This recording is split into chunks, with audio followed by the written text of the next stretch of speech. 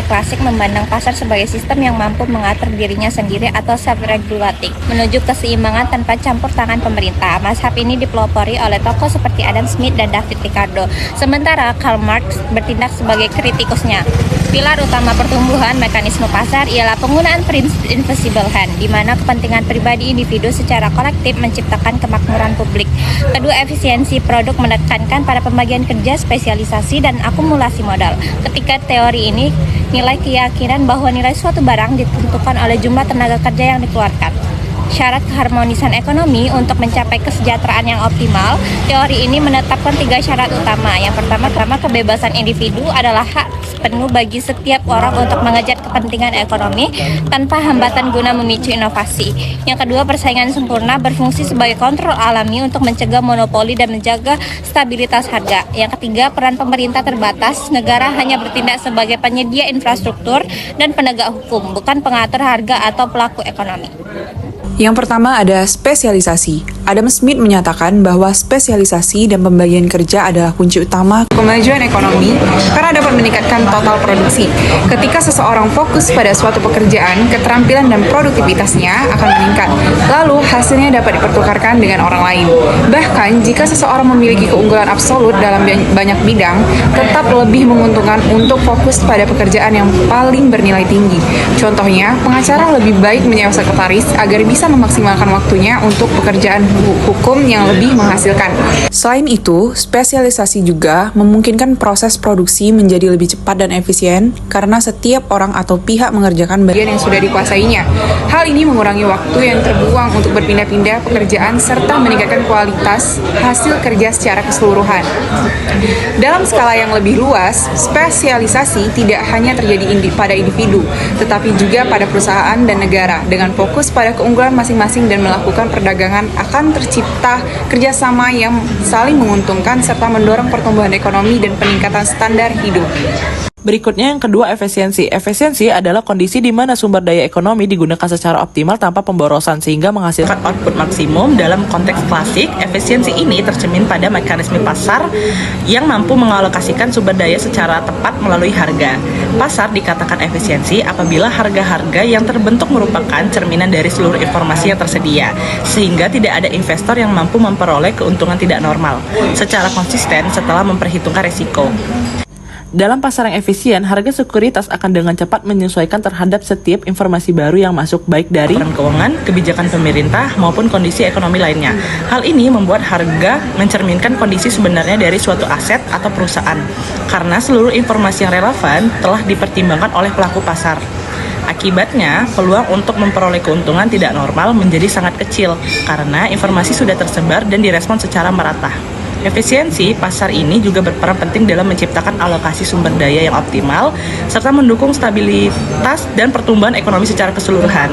Nomor 3 adalah pasar bebas. Dalam pandangan ekonomi klasik, inti dari pasar bebas adalah keyakinan penuh pada mekanisme pasar yang mampu mengatur dirinya sendiri secara otomatis tanpa campur tangan pemerintah, yang dikenal dengan prinsip laissez-faire. Alasan ini menekankan pada konsep tangan tak terlihat atau invisible hand, sebuah kekuatan yang secara alami akan membawa perekonomian menuju titik keseimbangan. Dengan membiarkan pasar berjalan tanpa hambatan regulasi, para pemikir klasik percaya bahwa ketidakseimbangan seperti kekurangan atau kelebihan barang akan terkoreksi dengan sendirinya melalui mekanisme harga. Kebebasan individu untuk mengajar kepentingan pribadi menjadi penggerak utama dalam pembangunan ekonomi menurut teori ini. Meskipun setiap pelaku ekonomi bertindak demi mencari keuntungan bagi dirinya sendiri, tindakan tersebut secara kolektif akan mendorong kemakmuran masyarakat luas. Hal ini terjadi karena dalam upaya mencari laba, individu didorong untuk memproduksi barang dan jasa yang paling dibutuhkan oleh orang lain. Dengan demikian, kepentingan pribadi individu secara tidak langsung berkontribusi pada penyedia kebutuhan publik dan penciptaan lapangan kerja secara masif. Efisiensi dalam pasar bebas juga sangat tergantung pada pembagian kerja atau division of labor dan spesialisasi. Menurut Adam Smith, pertumbuhan ekonomi berkaitan erat dengan pertumbuhan penduduk. Semakin banyak jumlah penduduk, maka tenaga kerja akan semakin meningkat, sehingga produksi barang dan jasa akan bertambah. Kondisi ini akan meningkatkan output ekonomi secara keseluruhan. Smith juga menjelaskan bahwa adanya konsep invisible hand, yaitu mekanisme pasar yang secara otomatis mengatur distribusi sumber daya dan komoditas. Melalui mekanisme ini, pasar dapat mencapai keseimbangan tanpa perlu campur tangan langsung. Namun, keseimbangan tersebut bisa terganggu jika terdapat distori dalam pasar. Oleh karena itu, Smith berpendapat bahwa pasar bebas adalah solusi utama. Ia menekankan bahwa campur tangan pemerintah sebaiknya dibatasi karena dapat mengganggu mekanisme pasar. Dengan memberikan kebebasan pada pasar, keseimbangan dan efisiensi ekonomi dapat tercapai secara alami. Pertumbuhan output total A. Akumulasi modal. Menurut Adam Smith, jumlah modal dapat dipahami sebagai dana atau sumber pembiayaan yang digunakan dalam pembangunan. Modal ini memiliki peran penting dalam menentukan tingkat output yang dihasilkan secara langsung. Selain itu, modal juga berpengaruh secara tidak langsung, yaitu dengan meningkatkannya jumlah modal, maka memungkinkan terjadinya spesialisasi kerja yang lebih tinggi, sehingga dapat meningkatkan produktivitas tenaga kerja. Yang kedua, sumber daya alam. Ketersediaan sumber daya alam yang dapat dipresentasikan melalui luas atau jumlah tanah memiliki pengaruh terhadap pertumbuhan ekonomi melalui Adam Smith. Jumlah SDA yang tersedia akan menjadi batas maksimum bagi perkembangan perekonomian suatu wilayah. Yang ketiga, sumber daya manusia. Sumber daya manusia digambarkan melalui jumlah penduduk. Adam Smith menyatakan bahwa jumlah penduduk akan menyesuaikan dengan kebutuhan tenaga kerja dalam kegiatan ekonomi. Dengan demikian, tenaga kerja merupakan salah satu faktor penting bagi input dalam proses produksi. Yang kedua itu pertumbuhan jumlah penduduk. Peningkatan jumlah penduduk akan memperluas pasar dan mendorong terjadinya spesialisasi kerja. Semakin tinggi spesialisasi, maka produktivitas tenaga kerja juga meningkat, sehingga pertumbuhan ekonomi dapat berlangsung lebih cepat. Menurut Adam Smith, jumlah penduduk dipengaruhi oleh tingkat upah. Jika upah berada di atas tingkat subsistensi, yaitu tingkat minimum untuk memenuhi kebutuhan hidup, maka jumlah penduduk akan cenderung meningkat. Sebaliknya, jika upah berada di bawah tingkat tersebut, pertumbuhan penduduk akan menurun. Upah bisa berada di atas tingkat subsistensi apabila permintaan tenaga kerja lebih besar daripada penawarannya. Hal ini dipengaruhi oleh besarnya stok modal dan tingkat output dalam perekonomian. Asumsi yang digunakan David Ricardo ini yang pertama ada peningkatan atau penurunan tenaga kerja bergantung pada tingkat upah nominal. David Ricardo membagi upah menjadi dua. Yang pertama itu adalah upah alami atau kita kenal sebagai subsisten dan upah pasar. Jika upah nominal di pasar naik melebihi tingkat subsistennya, maka hal ini mendorong peningkatan pernikahan dan kelahiran yang pada gilirannya meningkatkan jumlah penduduk dan penawaran tenaga kerja. Sebaliknya, jika upah turun di bawah subsisten, kelaparan dan penyakit akan meningkat dan mengurangi jumlah tenaga kerja. Lalu yang kedua itu ada Ricardo juga mengemukakan hukum besi upah yang menyatakan bahwa upah akan selalu cenderung kembali ke tingkat subsisten jika upah tinggi, populasi meningkat, dan tenaga kerja menjadi berlimpah, menyebabkan upah turun kembali. Jika upah rendah, populasi berkurang, tenaga kerja langka, dan upah naik kembali ke subsisten. Ricardo lebih menekankan pada upah real, yaitu kemampuan untuk membeli kebutuhan dasar. Meskipun upah nominal naik, jika harga barang pokok juga naik, maka tidak ada peningkatan kesejahteraan. Lalu dalam jangka panjang, peningkatan populasi akan menyebabkan lahan bertani semakin tidak subur, yang meningkatkan biaya produksi dan pangan dan mengurangi kebutuhan kapasitas. Poin kedua yaitu kemajuan dan perkembangan akan terjadi sepanjang waktu. Menurut David Ricardo, kemajuan dan perkembangan teknologi merupakan proses yang berlangsung terus-menerus dan berperan dalam meningkatkan produktivitas, tenaga kerja, serta efisiensi penggunaan modal. Dengan adanya teknologi, proses produksi menjadi lebih efektif, sehingga output yang dihasilkan dapat meningkat tanpa harus menambah faktor produksi secara signifikan. Dalam kerangka teorinya, teknologi berfungsi sebagai faktor yang membantu mendorong pertumbuhan ekonomi, namun tetap berada dalam batasan struktur ekonomi klasik.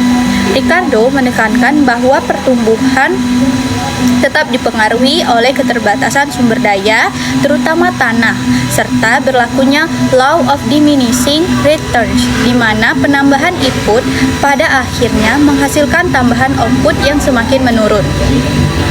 Dengan demikian, kemajuan teknologi tidak mengubah inti teori Ricardo, melainkan hanya memperlambat dampak keterbatasan tersebut. Teknologi memungkinkan pertumbuhan ekonomi berlangsung lebih lama dan lebih efisien, tetapi tidak dapat menghilangkan batas alami pertumbuhan. Artinya, teknologi memperpanjang pertumbuhan, bukan menjadikannya tanpa batas.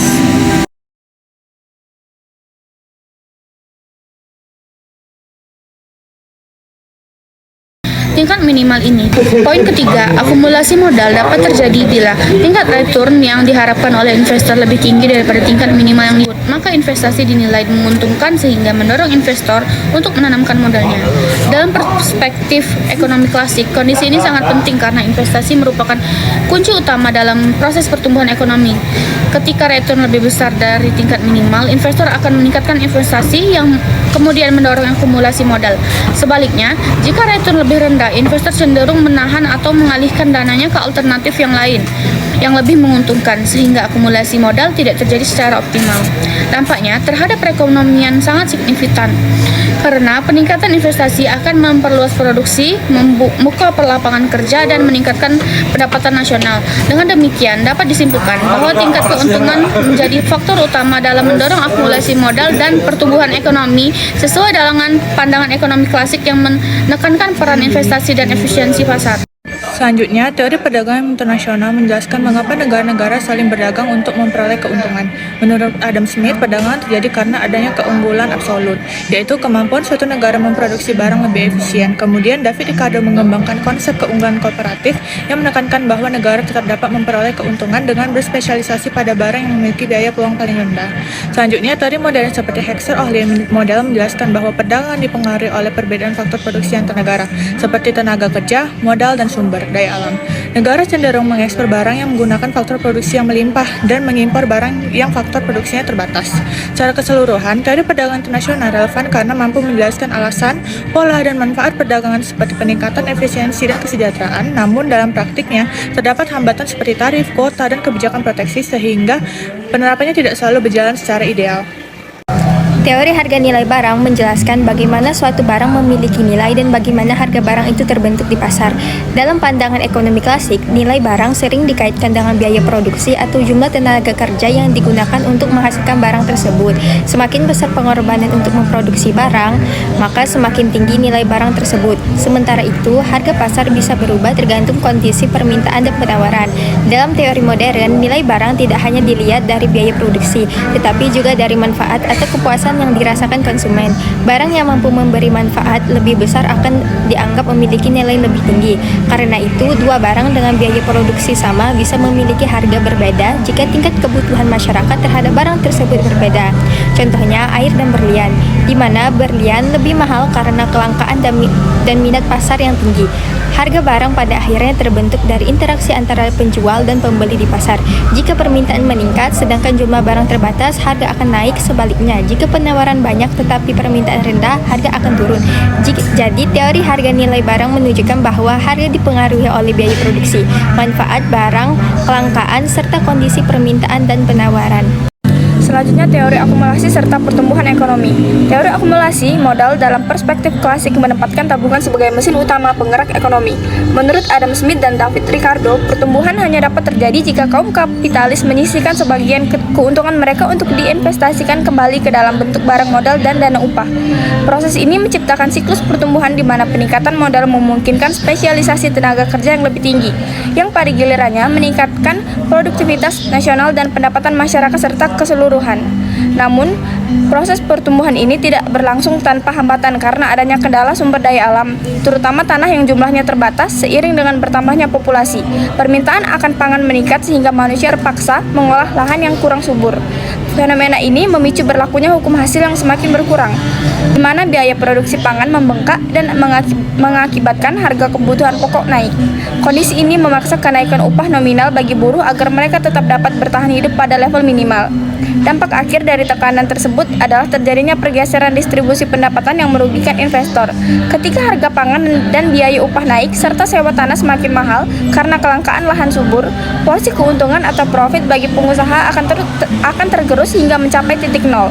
Tanpa adanya keuntungan, insentif untuk menabung dan melakukan akumulasi modal akan hilang, sehingga ekonomi masuk ke dalam kondisi stasioner. Pada tahap ini, pertumbuhan ekonomi berhenti, jumlah penduduk menjadi stabil dan tingkat upah tertahan pada batas subsisten.